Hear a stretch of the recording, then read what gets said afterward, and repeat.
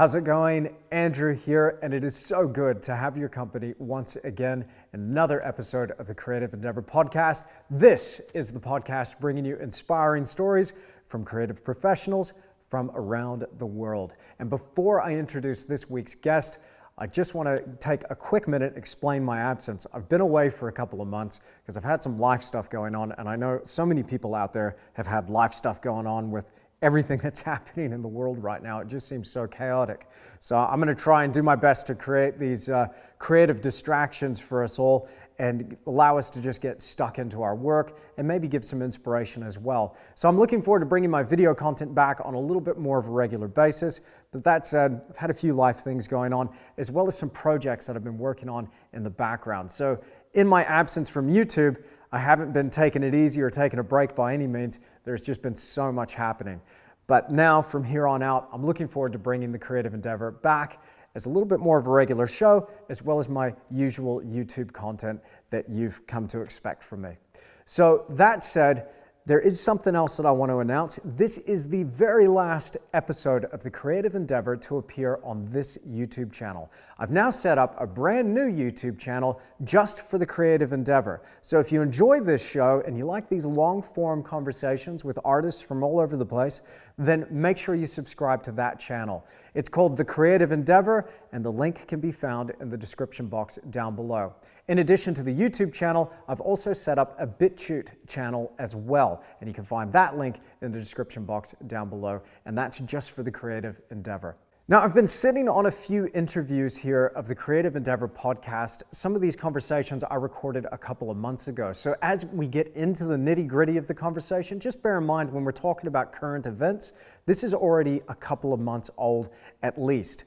Now, some of this information, obviously, most of the information still applies to us working today, even though the world is changing quite rapidly. But just bear that in mind, that when we're referring to current events, this is already a couple of months ago. So I'm looking forward to getting more current podcasts to you. I'm going to try and do better and make this a little bit more of a regular thing. So that being said, let me introduce the guest for this episode of the Creative Endeavour. I spoke to Cheetham, who's got to be one of the best realist artists working today.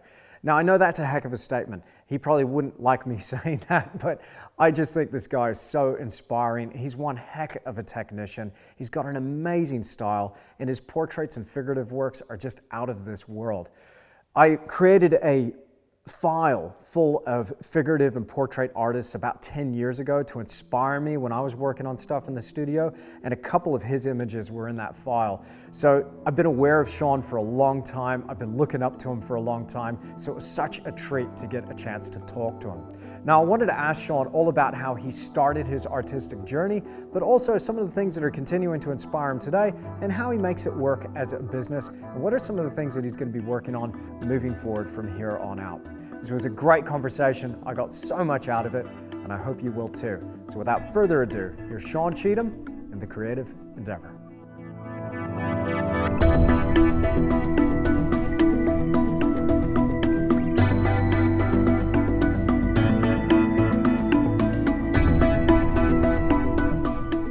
Well, Sean Cheetham, it is an absolute pleasure to have you on the podcast. Welcome to the Creative Endeavour. Thank you very much. Thanks for having me. Happy to be here. Awesome. Well, let's kick things off here with what I guess is on everybody's mind, and just to address the elephant in the room, so to speak. I want to ask, how are you guys doing with this lockdown situation? How is this affecting you on a personal level, but also your art? Well, firstly, I think it hasn't affected us that much yet because we like to stay home and work anyway, and it's still kind of fresh, I suppose. Luckily, we were like, right before we had to kind of stay home, we were in Chattanooga. We almost got stuck out there, but we were working, so we had a little bit of a job right before it started, which was sort of helpful. I think it alleviated some of the stress, even with a few sales and stuff. So I haven't really had to figure out a new hustle quite yet. And I've got some commissions in progress and some other freelance stuff that I'm still owed money for. So everything's sort of I just all of a sudden had to stay home and work, which was cool because I wanted to work on some knife stuff and I had nothing else to do and except time. And so it was great. But I'm starting to think about, and I got my bills paid for the first month of it, and then now I'm thinking about, now we got to figure out what's happening for the future. But so far, not too stressful. Kate does a lot of the shopping, so she has to go out a lot and deal with the world. And I've gone out there too. That part's a little weird, especially in Los Angeles, because it's a little busier than you'd hope it would be sometimes. And just kind of going through the motions of all that stuff is a little strange. But social distance is good. I like that, and I like not seeing people that much. I really don't have a huge problem with it. Um, and my son lives in Northern California, so he had spring break in the middle of this, and I was scheduled to have him for some time. So I still was able to go pick him up and bring him down and do school in LA for a while. So that was super nice. So really not too crazy, but more to come, I guess. So how do you? So you're probably like a lot of the other artists out there. In terms of we're looking at this situation, we know there's going to be some sort of economic fallout. Are you thinking of how you're going to pivot? How you're going to maybe diversify? What are some of the strategies that you think you'll put in place, just off the top of your head, of how you're going to weather this storm that's coming economically? I am, like everybody who teaches, starting to go more online. I've only dabbled in it, not through like just through other companies who have sort of done all the production. So I'm going to have to kind of get used to doing a little bit of production myself, and I'm okay with that. I've got, people who are interested in sort of trying it out with me, so that's good, being sort of tests, and that's helpful. Probably going to have to think more about prints and affordable art and things like that for a little while. I don't think my art's super affordable. I'm not going to start trying to sell big pieces right now to people in this time when everyone's looking for, help otherwise. So maybe that I've started doing more freelance work anyway, because of a few jobs I had done. So that might be something that stays steady. Hard to say, but I think some online teaching, like get a store up online, because I do have some prints I need to sell from a job I did, for Tool, for these for one of their tour shows, and there's people waiting on those, so I know I can kind of make some money off of that. Tell me about, I just because I saw that come up on your Instagram feed, and I thought that was so extraordinary. This work that you were doing for Tool, was that an album cover you were working on? I worked on a booklet for the album. It wasn't a cover. But they did a whole package for this new album, and I think it had been, I don't know, 13 years since they did an album or something like that. So it was they put a lot into this big project, and I just we were on our way to Texas for some workshop stuff, and I got a call from Adam, the guitar player, to see if I could do some portraits for the album, and I was like, definitely. I think I had 3 days to do it or something, so we had to like work quick and had to get them photographed according to what I needed based on what they wanted from me. And so it was just like a quick thing. Adam's a great supporter of the arts, and I've known him for a little while now, so that's why we were able to connect on that. And then later down the line, they're hiring a bunch of artists to do the tour posters, and he just asked me if I'd be interested in doing one. He didn't think I would be for some reason, like somehow I was too busy for that or something, but I was totally excited to do that too. Tons of freedom, and just like it's been fun, and met a lot of interesting people. I've even gotten some other jobs from it, which has been cool. It's interesting because you do so much more than just paint. I mean, I'm seeing knives as well. What's going on with the knives? What's behind that?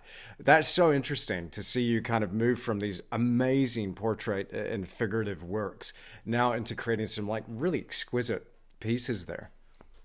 There's a lot of parts to that story, I guess. My dad was a jeweler my whole life, so that had to play into some of my interest. I also used to work for my uncle when I was a teenager, who was a contractor, so I had to build stuff a lot with him, which was great. Learned a lot of those kinds of skills from him.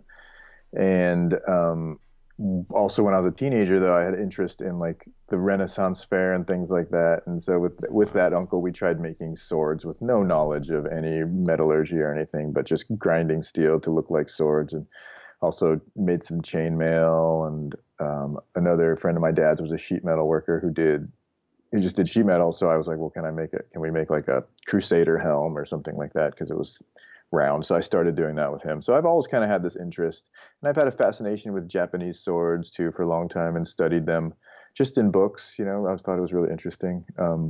Also, one of my dad's friends, he's a collector of swords, a jeweler friend, had given me a sword, an old Japanese sword from the 1700s, when just a long time ago, because he had bought some art from me, and so we did like this trade thing too.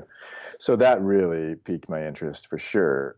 And I happened to be stopped by visit a knife maker in Sweden just randomly, and it kind of sparked it again. Maybe like I don't even know how many years ago, 7 years, 6 years, something like that.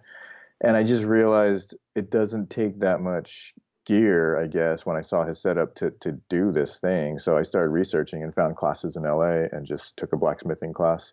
Became quick friends with the guy who ran that class, and then he just started teaching me stuff. And then found a guy in San Francisco who's become a good friend, and he's taught me to make Damascus. And I just kind of been like poking around at it as a side thing, because painting was my hobby and now it's my job, and it's not as fun as it used to be. I don't necessarily do it for the reasons I used to do it. I do it for to pay my bills. And so I think, this maybe the obsession part of it took off because of that fact, where it's just a hobby where I can really get lost in it with no idea of like sales or any of that coming into play while I'm working. And there's a lot of, I think, things that led to it, but I don't know. I'm like super obsessed with it right now. It's what I would like to do every day, but I don't want it to be my job, so that doesn't really work out. What you just said there is really fascinates me, because that to me is the crux of it's the artist's dilemma. As soon as we attach a monetary value to our creative passion, now suddenly we've got a real problem on our hands, because now it becomes that work, and it becomes this beast now that you have to feed. And so suddenly we find we're not loving it as much. That's fascinating Yeah. to hear you say that, because I mean, I look at someone like yourself, a magnificent painter, as somebody who is, from the outside looking in, you're dialed in, and you probably are, really. But it's interesting to hear you say that about it becoming work, and then having to have that Yeah. side project. That's fascinating, man. It's for, the other thing about it too is like I don't mind work. I like work, but I like knowing that I can feed the mouths I need to feed, or pay the bills if I'm going to be putting that work onto my schedule. And so like I've actually embraced this illustration thing. That's what I got my degree in, and I've started to embrace it a little more, because it's like it's still art. I'm still painting for somebody else, whether it's a gallery or a commission or whatever. But there's also like a number, the amount of money I'm going to make, and when I'm going to get paid when I'm done with the job. And like it's just like I have to make money, because California is super expensive. That's no secret there. And like I can't just be a starving artist. I'm a little too old for that. So I got to hustle. And I don't know. The freelance work has been cool. I like, being told, given an idea and just trying to make it work. I think I definitely prefer that over doing gallery work now, where I can, maybe I get to come up with the idea, but I still have to think about whether it's sellable or not in some ways. I don't have to, but I've had enough shows where I didn't make any money. Hmm. And so I just kind of don't want to do that. A handful of years ago, I was scheduled to do a solo show, and it was in the middle of that where I was every day just working on it. But all I was thinking about is anyone going to like this? Is anyone going to buy this? Am I going to make any money on this show? Whatever. And I started to realize this is not why I started this career ever. And it was just getting to the point where I couldn't produce good work that way, at least work that like I felt good about. And that to me was the most important thing, because if it doesn't sell, I want to at least like it Hmm. so I can keep it. Let me ask you then, why did you start this in the first place? What was that initial like love for painting, drawing, illustration, or what have you? What was that feeling like for you when you really were like, oh I man, I got to do this? I don't know if I ever had that huge aha moment, because I've sort of grown up around art and been in a family of artists. So I think that like while I maybe didn't realize it would be my career, I've done it a lot for a long time, and it's been around. And even my dad, he was a jeweler, but like, and he'd go to work at 5 in the morning every day and come home, at night. But like when we were really young, I remember he was still into drawing, and he was very supportive of drawing, and we'd all draw together. And then my mom, she's from Hawaii, um, of Chinese heritage, and that side of the family, there's artists like that went to like academic schools in China and did stuff like that. So I always had it around. People who would, a lot of our family would move to the States, and then I just, like one in particular, my mom's cousin Owen, he was amazing artist, still is, but he does graphic stuff. But like as a child, we'd be at Christmas dinner or whatever. My dad would pass out on the couch, and I'd see him do these like pencil drawings that look like academic stuff, we might see on the internet nowadays. And it's just like of my dad sleeping, and this is what I grew up with. So I couldn't really talk to him, but we draw and whatever. And so I was always around it. My younger brother is an artist by trade. Also, he does backgrounds for The Simpsons. My older brother's an engineer, but he also drew. It was just something that we all did, and like I didn't think it was a career choice. It was just part of life in my family. But then I also had a cousin who went to art center before me. She's my mom's cousin, so she's older, but she did some stuff there and kind of like introduced me to some of the illustration aspects of the arts and stuff. So I started to really get into that and want to work on Star Wars. That was kind of the thing why I'd studied illustration. I didn't know really about this like fine art or the gallery world. I knew about museums and stuff, but to me it was like illustration was art, like storyboards, drawing characters, that kind of stuff. And so that was sort of the main goal when I decided finally I'm not going to be like a firefighter or whatever, an astronaut or something that you think about when you're a child, and I'm going to go into art. So it was definitely to do illustration.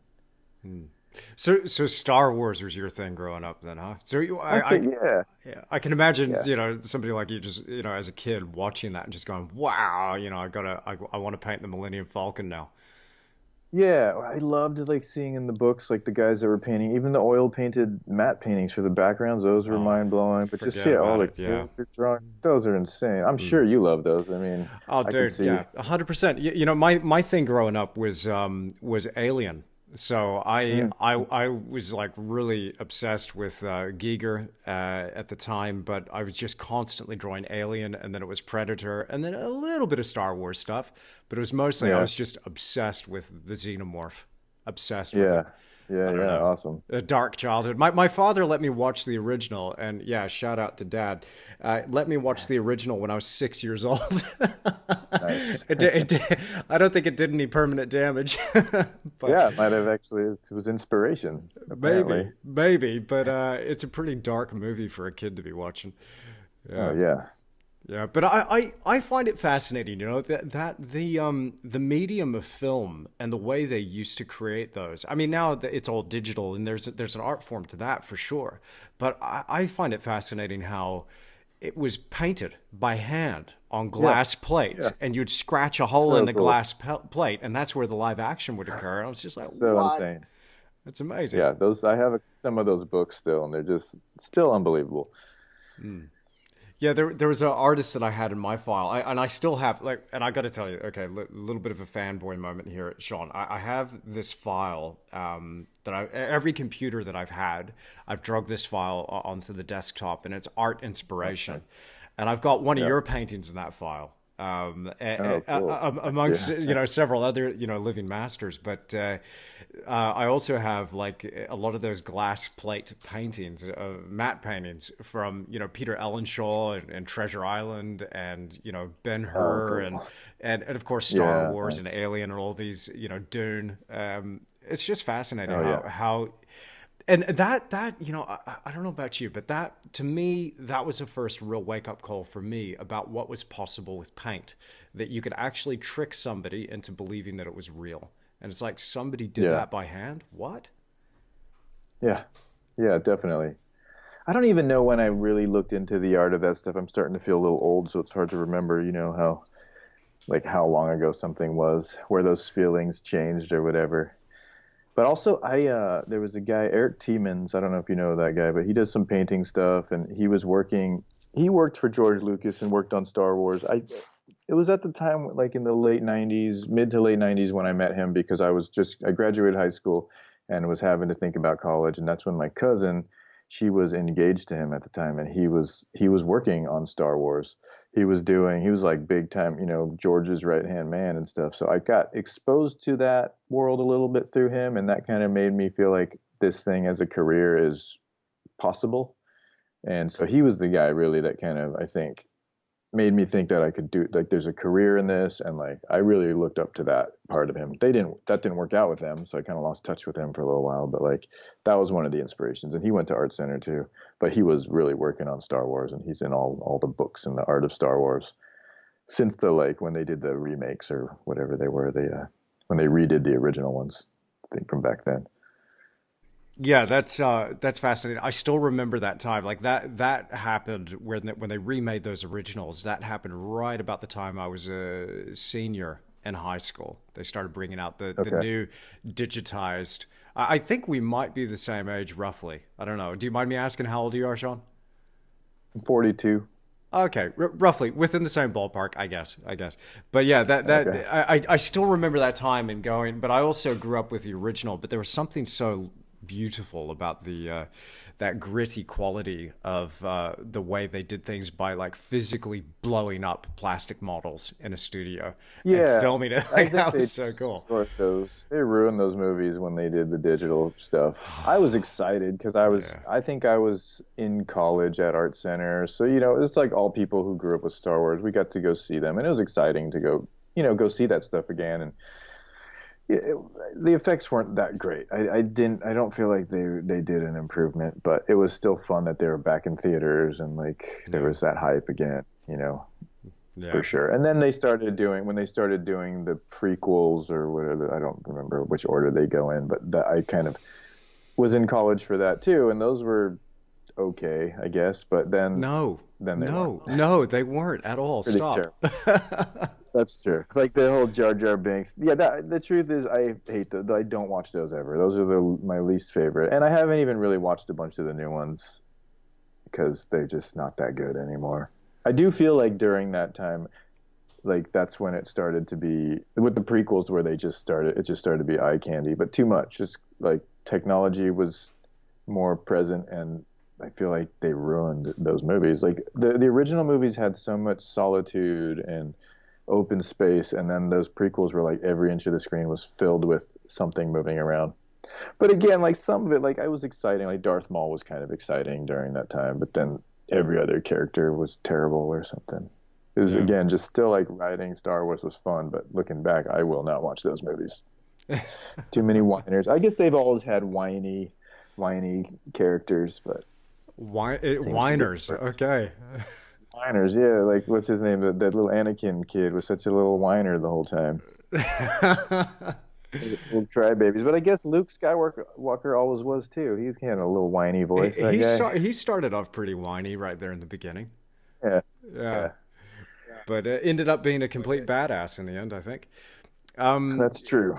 but it's interesting the way that series of movies went and the way kind of I'm watching this as well, just watching culture in general, television and movies, and just going, is nobody having any good ideas anymore? Like we get some blips on the horizon every now and again, and as we go along, we'll see something. It'll be like, oh, that's cool. Oh, that's cool. Like for me, there's a handful of. And I look at film and television as just another art form, but some of it just seems like this constant regurgitation of somebody's, well, that Oh, worked once in the 70s and 80s. Let's remake it. Let's do it again. no, there's so many remakes. I'm sure there's like thousands being remade right now we don't even know about yet, Yeah. Well, ready to be ruined.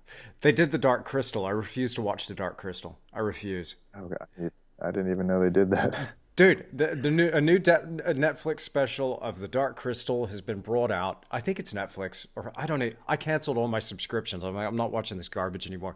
Too much to paint, Yeah, Sean. There's too much to paint. yeah, yeah. It's true. Maybe we Too should many get back to knives to that. make. Maybe we should get back to that. Nah, I mean, I'm definitely painting still, but Yeah. for work.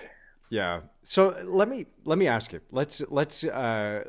Let's go back. I get this question a bunch from people, who are following my work, and so I always love asking this question to whoever's on the podcast about how did you start? Take me back to like your training and maybe some of the things that you were going through to build up this skill. I heard a bit about your influences as a child and what you were kind of growing up around, but what was it like to start to really get your teeth into the formal part of this process of engaging with technique? Oh man, it was exciting. I went to college at Art Center in Pasadena, which is I went studied illustration. That was my degree. But in that we had to we it was there's a lot of foundation, figure drawing, painting, and I don't know, man. Just something about being in that environment, meeting people like me. I was only 20 when I got there, but the average age of like entering age was 27 at the time. So it was all older people. I was one of the young ones. People who had like kind of done a little bit of life and worked and realized, I'm going to commit to being an artist and like spend, you're going to go in some debt to go to school like that. And, people who were serious. So the competition was serious too. Like it was every class was like whether people did really cool figurative stuff or not, people were very talented and had a lot of creativity and there was a lot of hustle. But it was just like it was a good time before kind of schools, I think. I don't know. School, like art school to me isn't the same as it used to be, but I guess nothing is. Maybe it's me, maybe it's society. I don't really know. I think maybe the older I get, the less I have patience for it. But yeah, it was exciting, man. I don't know. I just wanted to do it all the time, and I did. I'd do projects all night and go to school at eight in the morning without having slept, and I didn't care. It didn't matter. What mattered was making work, and I enjoyed it so much. But then I started having to take oil painting classes, which was nothing I really cared that much about in the beginning. Not that I cared about any specific medium other than drawing, because people weren't really digital painting back then too much. People were starting to, it was like late 90s. Um, but once I started learning some oil painting, I was like hooked on that. And then the guys that I was teaching or that were teaching me were old illustrators who were now doing fine art. And I'm like, so you get to paint what you want and make money? Like that's pretty cool. And that's when I started to really shift my focus in school from wanting to be an illustrator to wanting to be a fine artist slash teacher. And then at some point in there, I think because of those Star Wars movies kind of coming out again, I was starting to think, well, maybe I want to do that. And we had some serious teachers coming through that school who were working on Star Wars, and so a lot of guys I know ended up actually working on Star Wars after they got out of school. But I just kind of continued to like focus on painting mostly. And then when I was graduating, the Los Angeles Academy of Figurative Art was just in its sort of developmental stages, and they were trying to find who they thought were the best painters from Art Center. So they just asked the people they knew, and word got back to me, and they asked if I wanted to start teaching. So I did. And a bunch of guys that I graduated with, and some even of the instructors started kind of the core of the group of teachers at that school. And that was in 2002, I think, that I started teaching there. So it's been a little while now. And that was it. Never looked back, really. Wow. So you said something there. If you don't mind, I just want to go back to it. You said that art schools now aren't really what they used to be. What do you mean by that, Sean? If you don't mind, I'd like to drill down into that. We might have a similar point of view there. Yeah, I mean, I think, well, one thing I think when people were older, there was a little more of a frantic kind of hustle to like have a career and be successful and like figure it out. That kind of like drive you don't have when you're a teenager. Just like you don't. Some people do, but not everybody. And now I've noticed, like I taught at that school for 11 years. I was full time for I think 5 years or something. So I had to teach a ton of classes, and they're average now 17, 18, 19 entering. So it's a very different mentality, not only because of that age difference from when I was there, but just like generationally too. I think, we didn't have much internet when I was there. We didn't have cell phones, that's for sure. We did all our photo reference with disposable cameras, and you had to go get them developed and wait a few days, and then you got to deal with what you got, take it or leave it, figure it out, and then you play with a Xerox machine and compose things. And so like it's just a different world. So I can't. It's not like I don't know if it's the students or the age or just the world itself. But yeah, that kind of drive, that hustle. Like when I was in school, there was everybody was good. Maybe one or two people weren't good. And then towards the end of my teaching there, I started to feel it was like one or two people were worth, you know, like focusing on because they really wanted it. And a lot of the rest of the people just were there to go through the motions of going to college for their parents. And they happen to be rich Wow. because it's an expensive school.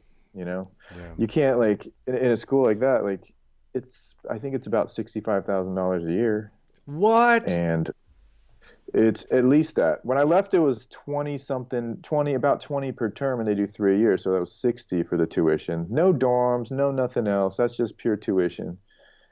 And so you're going to get people who have money because people who don't aren't going to be going to school there. There's scholarships and things like that, but you end up getting people who aren't as driven to like hustle and do well because they don't come from that. They don't have to. Let's say, though, you are one of those people that is driven and you want to hustle and you want this so bad to make it as an artist. Would you recommend to somebody who feels that way to go to art school? Would you say it's a beneficial thing to do? I mean, I think it really depends on the individual. If you can go to art school and come out without debt, yeah, that'd be cool. If you can somehow get scholarship or maybe you have some sort of help, that would be great. We don't get a ton of help in this country for things like that. Um, but I think if you just want to have an art career or get good at it, whatever that is, I think there's way more affordable ways to get a completely focused education.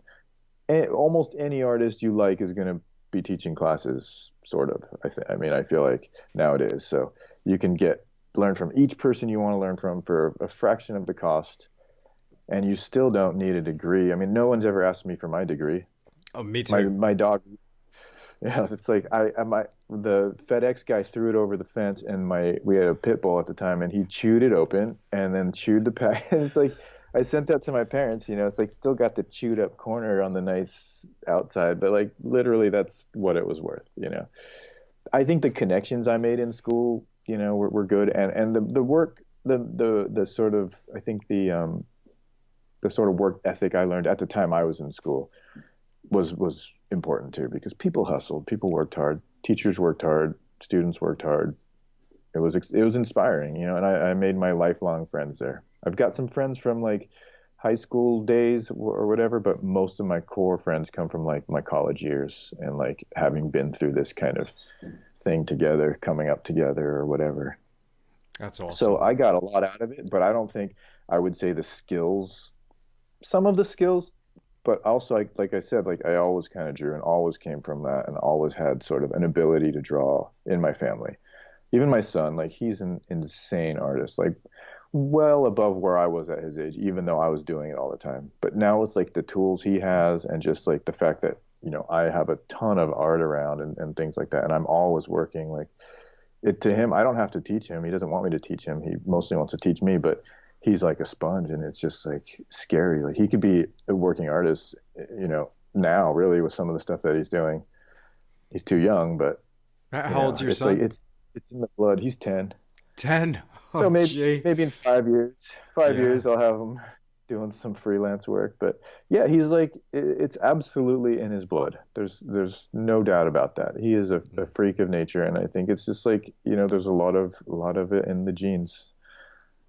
I can't really claim I've worked as hard as some people. I work hard, but not necessarily like how some things like in painting and drawing have come easy to me, but it's just like some understanding, I guess, that has been around. Grandfather painted, sculpted, everyone was doing it. So Mm, mm. it's like I didn't know any different.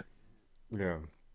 I, that's interesting. Yeah. I think our backgrounds are very similar in that respect. I mean, I was raised by an artist, so it was always Oh, there cool. when I was, growing up, and and even when it came to that question of, well, what are you going to do when you grow up? What are you going to do with yourself, kid? And it was like, well, I'm an artist now. Like even as a 10-year-old, when I was 10, I was like, I'm an artist right now. That is not going to change. I'm always going to be doing this. That's awesome. And then ended up, doing a very silly thing, going to university to study fine art and get a degree in fine art. And that's when I suddenly realized, there's more than one way to do this, and there's more than one type of education. I found myself in a completely foreign world. And that's why, when a lot of people ask me now about art school in particular, having just, talked about that, it's, I think it's important to acknowledge as well that there's more than one type of school and there's more than one type of training. Definitely. Yeah. And now I don't know, Sean, but now I feel like maybe it's not as necessary as it once was. If you have that drive and that hunger, like you're saying, I mean, there's so many different artists out there. I mean, you could study online with you and your NOH, No Wave. Is it or Yep. is that how you pronounce it? Yeah, that's no way. Yeah, Yes. the academy you teach with and others, like you can study directly with Thomas Fluharty or Cesar Santos or all of these other, Yeah. fantastic draftsmen and artists out there, all kinds of people out there. And a lot of the material also is free. A lot of it's free if they have Yeah. got a Yeah, YouTube there's channel. so much.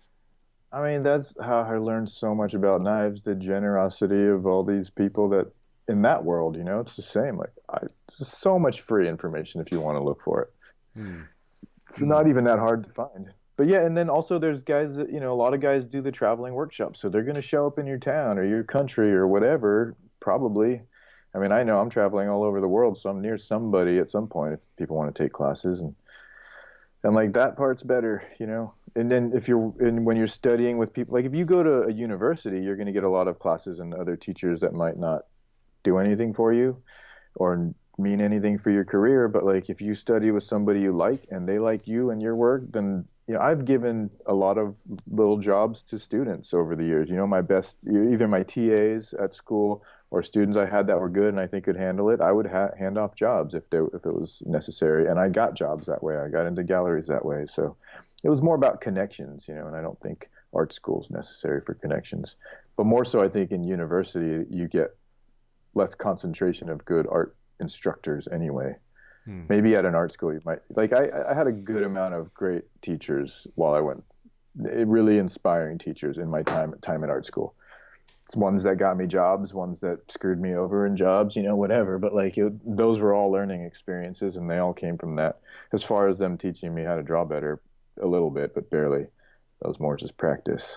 But you learn a lot of cool techniques. There's things like now I'm breaking out. I had to like we had to learn all the shop tools and then do using the lathe and using vacuum forming and all these different things and sculpting wood and making perfect wood box, things that like really don't have to do with illustration. But man, now I'm doing that stuff again. Just like, here we go, carving wood again and trying to get it to a nice polish. So I think it was all handy.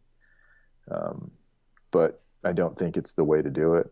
I don't think starting an art career with like a $500,000 of debt or a quarter million or whatever you're going to be in is the right career for that.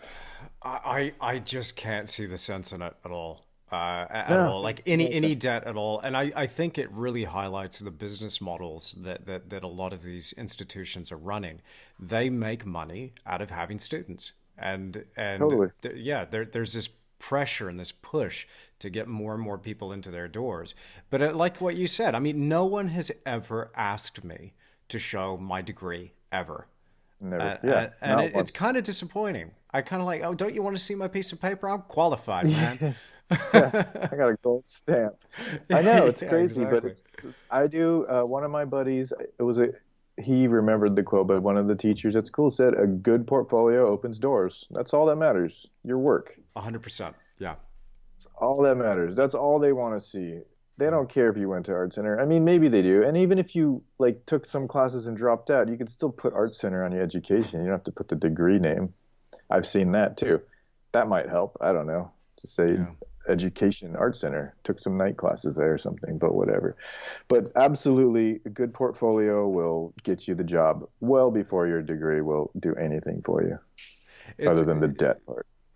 I mean, it's so that's it in a nutshell. I mean, even if you were going for a job, I bet if you were going to go and work at well, let me just pick one randomly out of the hat. Let's say I wanted to get a job with Weta Workshops in Wellington, working on Hobbit films or Avatar or whatever the latest film is going to be. I went in there and I talked to them several years ago, and I just said, look, just out Hmm. of curiosity, what would it take to get into this and to do this? And they just said your portfolio.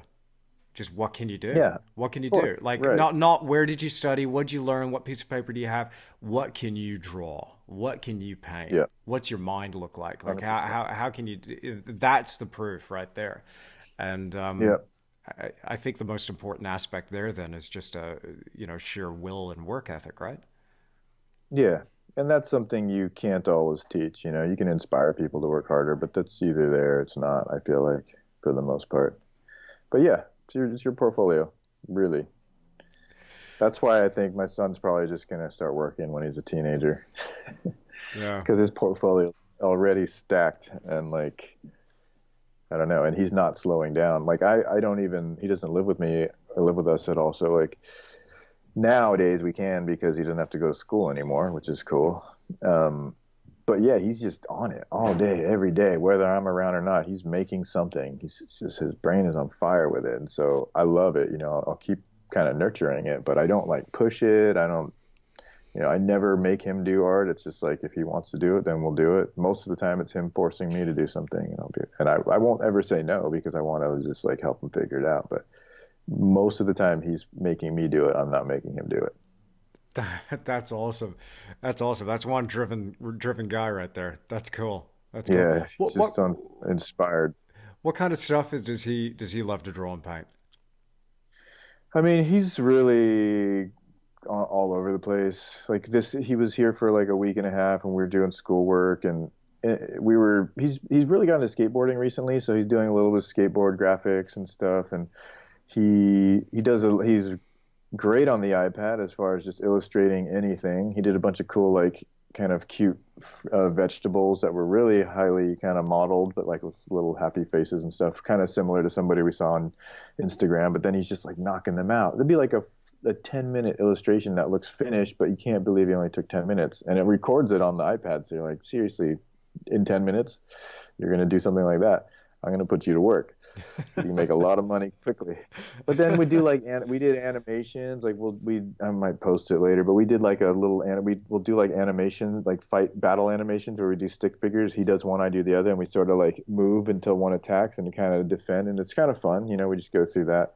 But we did one with a whole silhouette of these samurai guys, and it came out so good. He did most of it, but it's like it's crazy what he's doing, and he's playing music now and all that too. So he's really into Michelangelo's his favorite artist, and so he's into like sort of anatomical studies of things as well, just like drawing torsos and draws like he's developed like this the like statue of David, like the face, like he just always draws that, like it's a go to character. So yeah, he's just kind of all over. He's got the right ideas. It's like for me, it's super fun. Hmm. I'm I, sure he'd be down to work on movies, but he just does. I think part of it is that he thinks I can do anything, like because with the building and stuff like that. So he thinks like whatever he wants to do, he just tells me, and we'll have to figure it out. Like we're doing some concrete work recently to build these little mini skate parks for his like fingerboards, and now we're taking wood veneers and making plywood fingerboards in like a press, and then we're doing all graphics on them and stuff. So just all wow. kinds of building and creating, and it's really fun. But every once in a while, he thinks I can build something that's way out of my reach, Can you like give a me like a give me an example? like a probably like a motorcycle or something. Like no, sorry, like something really serious. I've got some tools and some knowledge, but yeah, he just thinks it's endless, and that's great. I love that. I want to keep that going with him. Yeah. Because it's true. The more you learn about how to make stuff or build stuff, the more things seem easy. And like now, I never thought I'd be making tools, and now I make tools to like make new tools or whatever, and it's amazing. It's super fun.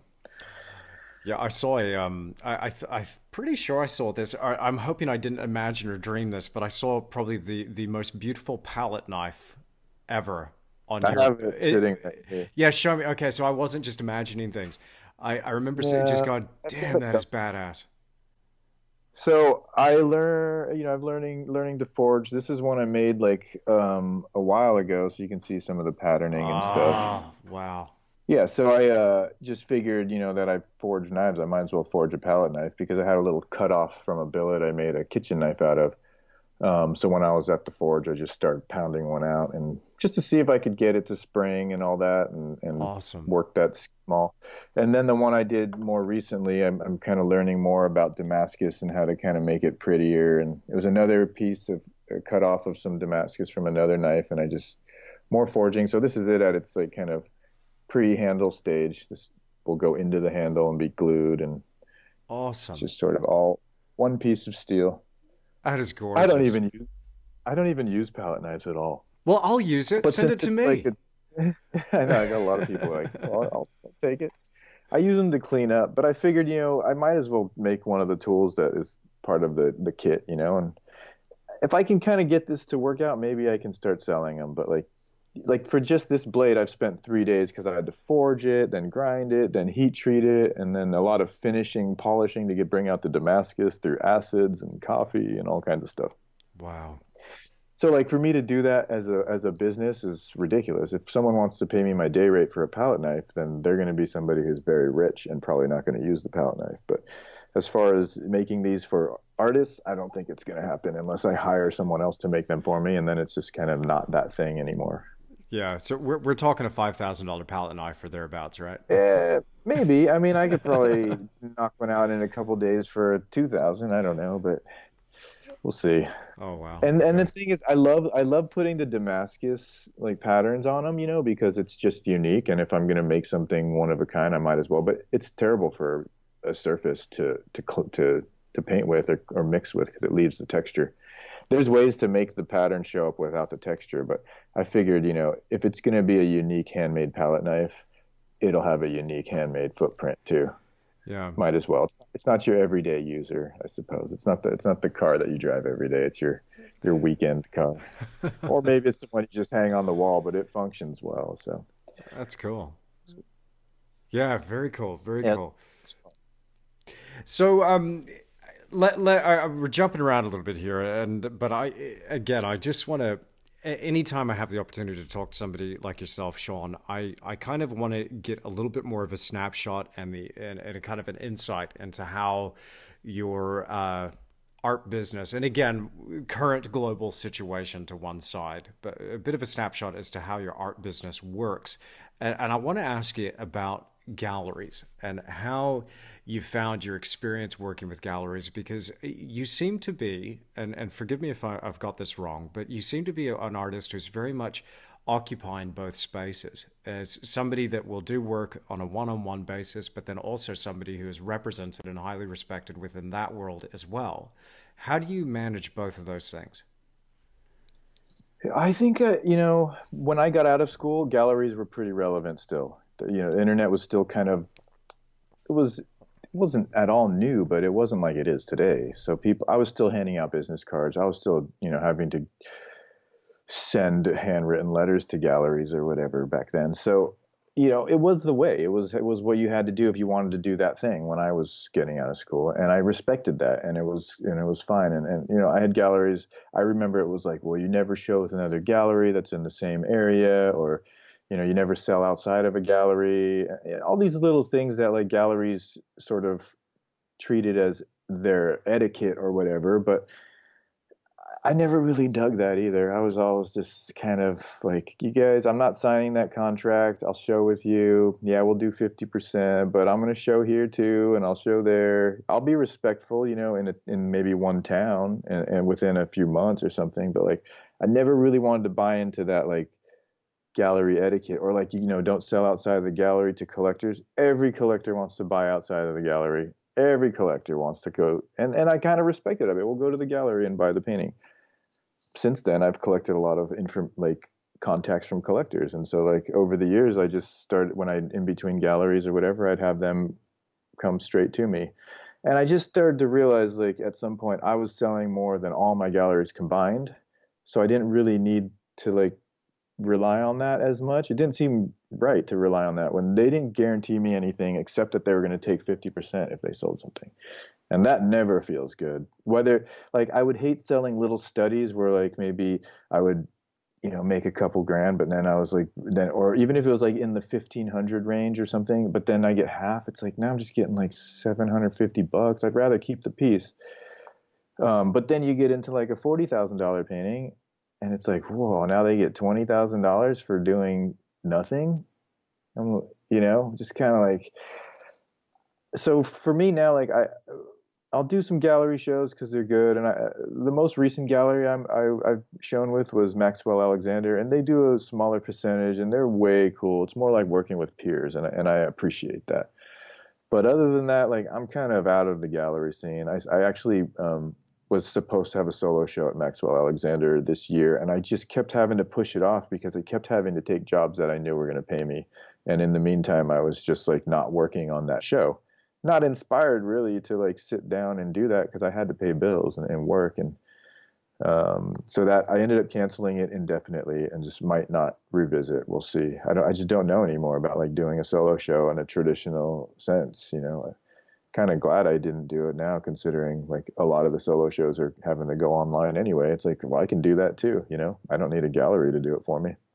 How would that's a really interesting idea because I've seen a lot of artists doing this, and I think now with what the world is facing, it seems that this is going to be a relevant mode. How would one talk me through this? How would you do a solo show digitally online? I don't have a clue. I wouldn't. Is how I would do it because I'm like, well, why would I even begin to like put any effort? It's like when they have a gallery, sure, okay, you got rent to pay, so now I'm renting your walls, and there's part of my 50%, but now we're not renting walls. I mean, we'd have to change the percentage. I absolutely wouldn't, which I'm sure most galleries don't want to because they've still got those buildings they got to pay rent on, whether they're using them or not. But like, to me, it seems crazy. Like people who are doing that right now, it's unfortunate because there's no other way, I'm sure.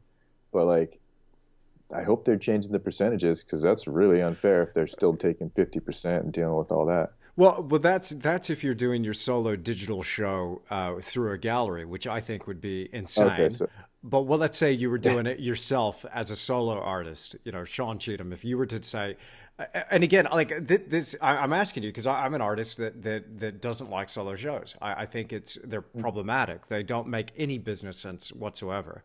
But this yeah, just happens to be the thing that the trap that we've built for ourselves, and artists have solo shows.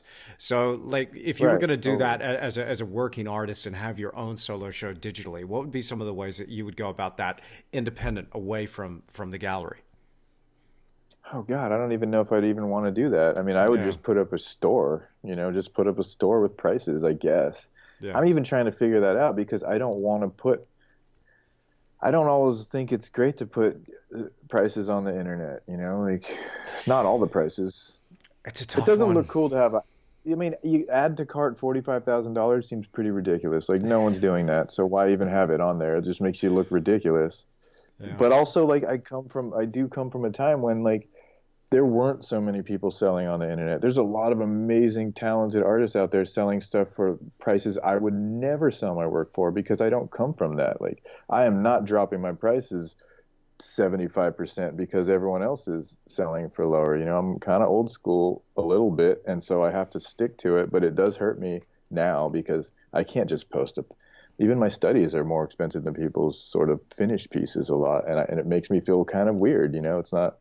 It's not because of how I feel about myself. It's just because of how I was brought up in the gallery world. I didn't set my prices. Galleries set my prices, but I've stuck to them, and I'm not going to go down now because that's like a death of a career. I feel like if you start lowering all your prices. Absolutely. Um, Yeah.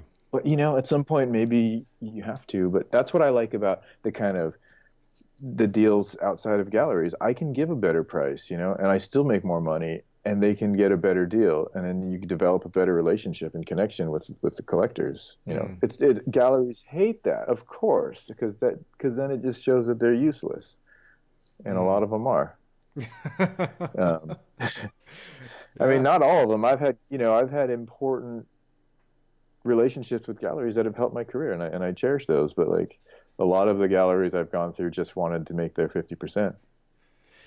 It's tough finding a good one. I've been very fortunate. I found a few really fantastic people to work with in my career that did help establish those prices. And I'm a bit like you as well. Like I mean, when that market value gets established and that's set, it's difficult to come back down again. It is a kiss of death in your career. You've worked like heck to try and push those prices to that level. Once you're there, Why undercut yourself or the overall market value by, offering a discount to somebody or turning around and just like cutting 50% off that value? To Yeah. claw your way back is just so much more work. But that said, there's a guy that I interviewed, a real hero of mine. His name is Brendan Darby, and people might remember him from, I think, episode 4 of the podcast. And he was saying, isn't it interesting that other industries will do this with their value? It'll be up, it'll be down, it'll go through all of Right. this, this real, tumultuous line. If you just plot that across a graph, you see like, real estate, even the dollar value, stocks, Right. all Yeah. that stuff. Why not art as well? Like, why doesn't art seem to do that as well? Because from the artist's point of view, in a time like this, we can't readily readjust because that person that spent $40,000, a few years Right. ago, you can't just say, oh, it's 20,000 now. No, not at all. Like you've just really upset some. I'd be pissed if I was that collector. Yeah. I wouldn't be inspired to spend 20,000 on something new because I could get a deal. I'd be like, wait, I paid 40,000 now. I feel like you owe me a free painting or something. Yeah, you can't do that. That's the biggest part is like the fact that I have these people who have supported me, and then I'm gonna go and just be like, well, now I'm just kidding. I was kidding about those prices back then. You can't do that. I mean, I think that's where like I don't know. Do I put like the real price and then say discounted, or I think selling privately is fine. Making those deals, blind to the public is better. I don't mind giving. I like giving deals to collectors that come back, and and I don't mind a little bit of a haggle too. I did learn that from one of my collectors once. One of the first big deals I did, it was like in a parking lot after a workshop, and it was like honestly for I don't remember. It was over $15,000 worth of stuff. Just a couple studies and a couple pieces, and then but it was like this guy who had a good amount of money, and I was just we were in the parking lot, and he was like I said this, and then he said this, and I just watched it go closer to his number. I'm like, oh my God, this is happening. Like I'm losing this like negotiation because of how, and I learned so much from that one deal that now he says like you're the hardest person to haggle with. I'm like, dude, that's from you. That was all because of you, because of that first deal we did. Like, where he calls me like really like I'm tough now. I'm like, that was absolutely because of you early in the career. Awesome. And like, I don't mind that a little bit, but I do think, yeah, I give plenty of deals to collectors outside of galleries, but it's all based on like a market price, and then I'll say, okay, we can give a deal, whatever, it's fine. Like even if it's 75% of the price, I'm still making more money than I would have if I sold it through a gallery. It's interesting though, because again, in a situation like what we have now, if you're not able to come out, adjust your prices publicly, you will be, yeah, doing the wheeling and dealing behind the Hmm. scenes. My thinking though is like, okay, how do you even reach those people in the first place now? Like, because they used to be Right. everywhere, and people had money, and people were like really excited and enthusiastic about things. And now that the economy's gonna take a massive punch in the guts, we as artists now selling original work have got to be light on our feet. Where do we go to find those collectors, Sean? What do you think? What do you have any strategies, or do you have anything in your mind about? Okay, I'm now going to go back to my personal list, or I'm going to go down to the golf club or whatever. Like, do you have any idea how you're going to do this? I don't actually really for that. I don't think that's why earlier I was talking about like more thinking more about just the teaching and the Yeah. more affordable things for people because I just think like right now I can't I wouldn't even feel right like trying to lock down new collectors. I don't know where to go. I have regular ones and they're still supportive, I think. I don't think as many are affected. But yeah, I can't even imagine if I had to go looking for new collectors right now. I think in general, not just with the whole COVID problem and all the lockdown, with anybody now who's just started through since social media, who's started careers, like I don't really know how to like get like when working with students to tell them where to begin as much. It's a different world. There's access to everybody, but like there's a lot more distance between people in some ways or walls. It's weird. So I don't really have a. Luckily, I have collectors and galleries and interests from people from years before, so it helps me. But to try and help a student start fresh right now, I would be like, I don't know, I really don't know. I think connections are huge, and so like it's always word of mouth, and a lot of my stuff came from like impressing the right people who then passed it on to the next right person, and that's just something that like to me is confusing right now for people. So I don't really know I wouldn't know what to do, and so that's why I'm going to lean towards my teaching, which I've done for a long time, because I know everybody wants to learn right now. There's a lot of interest in that, and that's also why I backed out of kind of the galleries for years, is because teaching. I was going to do these solo shows and stuff, and focus on them, but then like I got hired full time, so I had a salary now, which was great, 15 hours a week for a salary job with benefits and everything working. We would do, we had big breaks for summer, middle parts of summer and Christmas and stuff. So like it was a good job. And then I got to private teaching some people who were really, big time Hollywood people who would pay me really well to do weekly classes. So I'm doing that. And then the full time. And then I'm traveling. I get to go to Italy and teach workshops. All of a sudden, I'm like, you know what? Teaching is great. I'm gonna just like teach people because it's paying me a lot. People love it, and it's fun. I enjoy it. I'm more introverted, but through almost 18 years now, actually of teaching, like I've I'm comfortable teaching. So like I just started to say, well, I'm going to embrace teaching because it's been good to me. And so that's where like right now too, I meant, well, I guess I'll just focus on the teaching again because that's what people want. I keep having people ask me if I can do some online classes. So got a camera.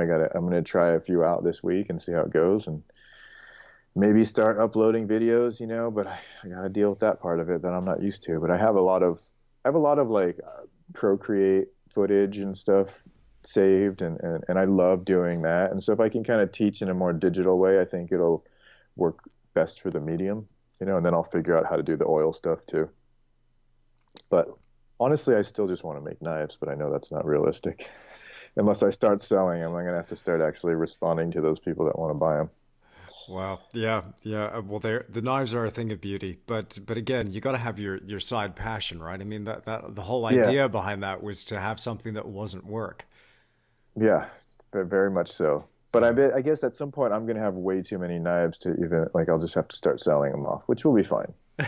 That's when I will let go of them, I suppose. Awesome. Awesome. Let me before we wrap this up, I would it would be an absolute crime to have you on the podcast if I didn't ask you for some technical little nuggets of wisdom here, Sean. And seeing as Yes. you are a teacher, let's go ahead and let's dive into your process a little bit here. I would love to know, just in general, let's say you're going to paint a portrait, and the painting, I'll tell you the painting that I have in that little desktop folder. I can't remember the title because again, when you're surfing the internet, you just right click, save image as. But it's a girl sitting in a chair. And she's got this most amazing sleeve tattoo down her arm. She's got her hair done, and Hmm. I can't remember if it's like feathers or a chopstick or some Yeah. like elaborate kind of hair thing, but kind of tied Yep. back. But she's a striking woman, and that sleeve, the way you painted that tattoo, and just it had a real painterly feel, but then it was like Hmm. tight and honed and detailed in just the right places. It was incredible work of Thank art. you. Thanks. I Uh, enjoyed that one too. so yeah, that's going back a ways though, isn't it? Like how many years old would that piece be? I'm gonna probably, it's over 10, 13, 14, Wow. probably from that show. Maybe 15 years from that solo show that it was about 15. I think I had that solo show was oh 05, oh 06, somewhere around there. Okay. Yeah, she was like when I was showing at that gallery, the economy was good. It was my first kind of major gallery, first place I did a solo show. Those guys, like while I was there for that like year and a half, 2 years, my prices went up like 400%. They sold probably 90% of what I did. It was great. Great relationship. I got to really be exposed to a lot of cool things, and that helped my career. And they were, super nice. They would, as far as galleries go, like they do the full page ads, and I knew they were costing them like $10,000 for these full page ads in like Art in America magazine and things like that. And that's where like the gallery kind of shows, that they care about you. Where you're like, I'm doing something, you're doing something, and that was great. and I had like she's a friend of mine, and just I was painting on my friends, but something about her spoke to a lot of people, and I kind of same a different painting of her though was in the BP Portrait Award in '05 and was used on the banners in the museum and the catalog and stuff. So there was a lot of demand for paintings of her, and she was fun to paint. She's a good friend of mine, and that painting was, I think the colors of it, probably like the tattoo against the oranges in her dress, were really striking. But technically, as far as that one goes, I she was posing for one of my classes at the LA Academy, and they had nice skylights, so I just brought a camera and took some pictures because I we used to just do a lot of photo shoots to figure out different paintings of her. And then from I don't remember what the underpainting looks that look like, but mostly I will draw. I think I drew it on paper because I do remember selling a pencil drawing of it too. Don't have records of it, but a lot of times back then I draw it on paper, fully realized in pencil, and then blow it up to the size and do a transfer. And then I'd take acrylic and just do a few little washes, sort of to just seal. It's like my sealer, but sort of looking over the shapes. If I have more or less time, I'll adjust the amount of color I put into that. Maybe I just use black gesso on a white gesso, acrylic gesso, or maybe I use like a burnt umber to introduce a temperature. Maybe if there's like red moments, like lips or accents, I'll just use a little red acrylic and just stain it. But I treat it kind of like a watercolor over a tight drawing. Once that's dry, which is, I'll at least give it a day, then I go straight in with oils, treating it similar to like I would paint from life, where I just lay in my tiles one by one and I get it covered wet into wet, and then I blend it all out wet into wet. But really, it's I would say the oil on that portrait, that the head is one layer. On top of that drawing, it's one layer of oil. The arm, I remember, took me a full like 5 hour session because of just like getting the skin to model with a graphic design on top of it.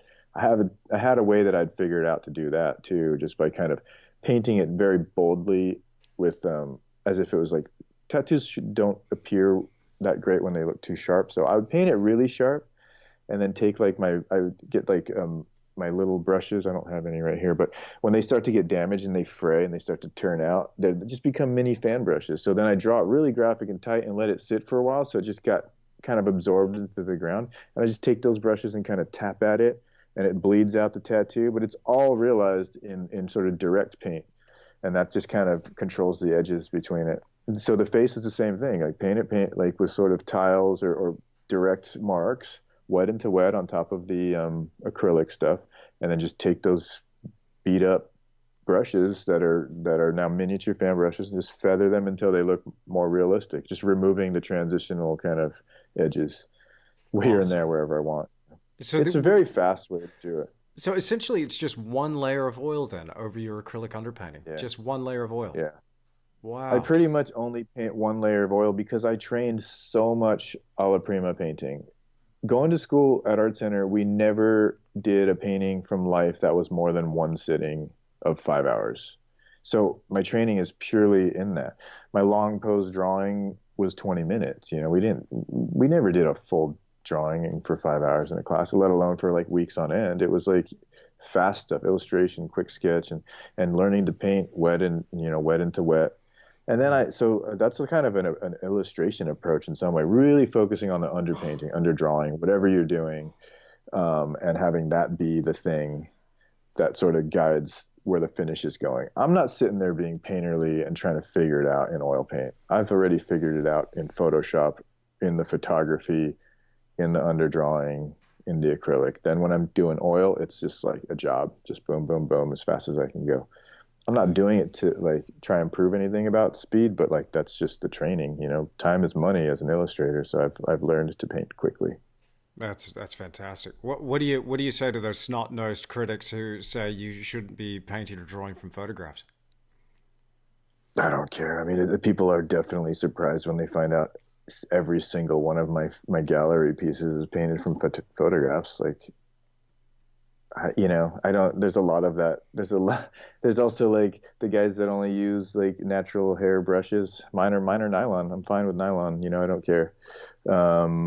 I love acrylics. I love digital. Like now I'm doing digital painting. There's a lot of people that kind of are surprised that I'm doing that. I've even had close friends who are like, well, it doesn't even exist. I'm like, that's actually the part I love, that like there's so much freedom to that for me, that where I That's just like wonderful. it's not even real. I love it. It's just purely the act of mark making, and I dig that about it. Mm. So yeah, I mean, there's a lot. I think there's a lot of like critics, who think there's a way to do it, and I'm not the guy to. I'm either the guy to prove it wrong, or the guy to not care, because I'll do it. I like anything. It's all valid to me. I do try and create some rules here and there just for people in learning, but for the most part, if I think I tell somebody something, I'd hope they try and break it and figure out why it does or doesn't work based on my opinion. That's great to hear you say that, yeah, because that's something that well, the best place to find this sort of criticism is in the YouTube comment section. And Oh my God. Yeah. for the most part, it's really cool. For the most part, people are awesome, Yeah. 99.99999%. But occasionally, Okay. it only takes one little turd in a punch bowl to ruin a perfectly good punch, you know. But Right. but this, Very much. oh, I get it quite a bit with the photography, but I sometimes find that working from photographs is, especially if you're hiring a model, if you're paying them money, and then it's like, oh, by the way, what are you doing for the next couple of weeks? You know, some of my paintings take quite Right. a long time. You know, it's just Yeah. not feasible. No, it's not. And I think, and I do think like there's a lot of limits to painting from life only, like your angle or action or motion or the pose, people get really stiff when sitting for a long time. Their expressions are changing, and I like energy and life in a painting, and like I paint from life so much. So like there's that too. It's just like if you want to have a competition in painting a model from life, I'm down, but like I don't care whether you do it from life or from a photo. If it's about something to prove, I'll have the battle with you. That's fine. Same thing with like tracing. Like as an illustrator, you're taught to trace very early on. It doesn't mean I do it that way. I can't do that from life, but like, doesn't mean I don't do that. If I'm doing a job, if you say you do a commissioned portrait of somebody, why am I going to sit and prove to myself I can draw it rather than make the money I'm being promised and just trace it out and get the thing started? Like no one's paying me to sit there and prove something about my ego or skills. They're paying me for this painting, and that's all I care about. And if I can like finish the painting quicker for a job and go on to making knives, then that's all I want. That's good for me. If it's about like the ego of doing it from observation or whatever that is, that's fine too. I don't think it's a substitute. Like I think people should learn how to draw, because I think people who only trace don't really know that much about other things that people who have studied actual forms and life and observed the light and things like that can do. But I also, on the other hand, just don't. A lot of people think photos aren't good enough. I think photos are great. I love a bad photo. It gives me so much freedom to just paint things that I know from painting from life. Absolutely, man. In fact, that's an Yeah. idea that I've been playing with for a long time. Is for a YouTube video, a tutorial on taking some of my worst reference material and turning it into something awesome. Yeah. Because a lot of people go, "Oh, we use photographs, so that's how you do everything," and so you made that up, or you can't say you made that up because we now know you trace from photographs or whatever. But I'm like, if you saw my reference file, there are hundreds of images there, and I've never found one that I really wanted to copy or like Yeah. trace or work directly from. But there'll be just the seed of an idea here or there. But Yeah. I love that idea of just taking something that is like the crappiest bit of reference material and just making something from that. I think that'd be Totally. insanely cool. Yeah. I'm going to do this huge fight scene painting, and I'm going to do it with no wave. We're going to record a video, but it's going to be like maybe 8 feet square or something, as big as I have to just find the biggest canvas I can get that's affordable, and it's going to have probably 20 figures, just like a battle relief sculpture, like you'd see in Rome or something, but like so it's just bodies and no environment and just dark background. But all the photos that like I have so far, like I just used a really bright spotlight and the slow motion capture video, because I wanted people just to move around and just snap shapes, and like I love it when some of the faces are just a big white blur with a silhouette. I'm like, that's great. I'm so excited about painting that, like figuring out how to make that look interesting, even though most people would be like, well, you can't paint from that. It's like, I love how terrible it looks. It's going to give me a lot of chances to just play around with the paint. And Awesome. I think that's also part of just like having studied illustration. It was a lot of problem solving, a lot of doing it however you can get it done. But that includes tracing sometimes, and that's okay. I'm fine with it. I'm not the snob about that. I'll teach people to trace, but I kind of hold out on telling them about it until they kind of learn some things about just doing it from observation. But there's nothing wrong with like if you're doing a movie poster or whatever, why the hell would you try and like prove that you can draw that actor's face instead of just trace it and have fun painting it? That's awesome. I'm so glad to hear you say that because that just, we should, the art should come first and we should be relaxed about these things. Get all those rules and things that we build up, get that out of the way and just start making it, you know? Yeah. Yeah. Yeah, rules are fine. They're good. They're guidelines, I guess. Like I do a few things. Like I don't use pure white ever, but like there's always a time to use pure white, sure. Hmm. But if you're observing nature, maybe there's no pure white, possibly. There's Hmm. always a color to it. But then again, like sure, there's a time where it'll work and you'll never see it. Yeah. So the BP Portrait Award, that's quite a prestigious award. Did you say you won that back in I 2000? didn't win at all. I was just used on the catalog, which like littered the bookstore and like was on the banners and it was on the posters all over London, but I didn't win a dime. Um, I know at the time nobody outside of the UK had ever won it. And Wow. so I think, you know, I talked to an artist.